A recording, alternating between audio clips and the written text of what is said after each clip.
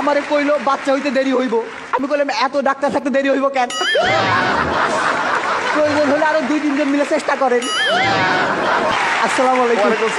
শ্বশুর আব্বা আমারে এসে কইলো তোমার শাশুড়ি তো টেনশনে একবারে মৃত্যু পথযাত্রী। আমি কইলাম যাত্রা শুভ হোক।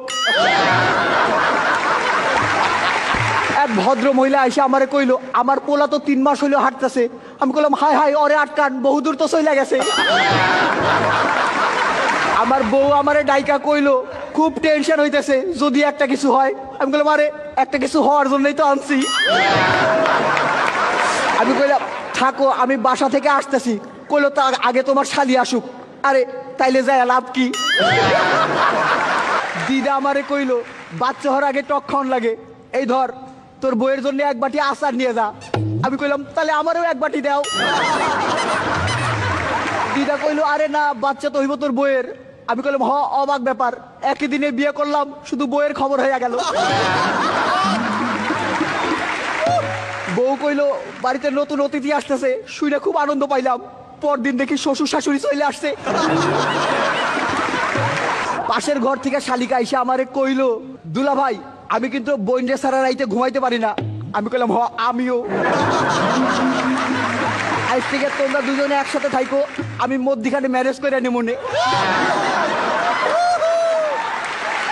শালি কইলো আমার বোনের বাচ্চা হইব জন্য আমার খুব খুশি খুশি লাগতেছে। আমি কইলাম এইবার তোমার উচিত তোমার বোনরে খুশি করা। পরিবার পরিকল্পনার এক আপা আসছিল। আপা আমারে কইলো যে জন্ম নিয়ন্ত্রণের জন্য কোনো পদ্ধতি গ্রহণ করছিলেন কি? আমি কইলাম পদ্ধতি একটা গ্রহণ করছিলাম কিন্তু ওইটা নিয়ন্ত্রণের না। আপা আমার বউরে কইলো যে এই সময় ভালো মন্দ খাওয়া দরকার, আপনার কি খাইতে সবচেয়ে ভালো লাগে? আমি কইলাম ওই একটা খাবারের নাম কয়া দাও। ওইটা কইও না। আপা আমার বউরে কইলো এই সময় কিন্তু ভারী কোনো কিছু তুলবেন না। আমি কইলাম আমার ওজন খুব একটা বেশি না। আমার বন্ধু আমারে কইলো আমার শ্বশুর শাশুড়ি খুব খারাপ, মাসে 2-3 বার যাওয়া আসা করে। আমি কইলাম আমার শ্বশুর শাশুড়ি খুব ভালো, সেই 5-6 মাস আগে আসছিল আর যায় নাই। আমি যাই শ্বশুর শাশুড়ি কইলাম আপনারা বাড়ি যাইবেন কবে? কইলো নাতি নাতির মুখ না দেখে যাবো না। আমি কইলাম ঠিক আছে 2-3 দিনের মধ্যে একটা ব্যবস্থা করতেছি। হানিমুন থেকে ফিরেই তো বউরে হাসপাতালে পাঠানো যায় না, লোকজন কি মনে করবো, তাই বিস্তারিত একটু কইলাম। শালিরে করে রিক্সায় করে হাসপাতালের দিকে আসতেছিলাম। শালি আমার জড়াই ধরে কইলো আমার খুব টেনশন হইতেছে। আমি আরো শক্ত করে জড়াই ধরলাম, আমার টেনশন তো বেশি। হাসপাতালে ঢুকতেই ডাক্তার রে দেখে বুকটা ধীপ ধীপ করতেছিল। আহ মাইয়া ডাক্তার দে। ডাক্তার আপা আমারে কইলো বাচ্চা হইতে দেরি হইব।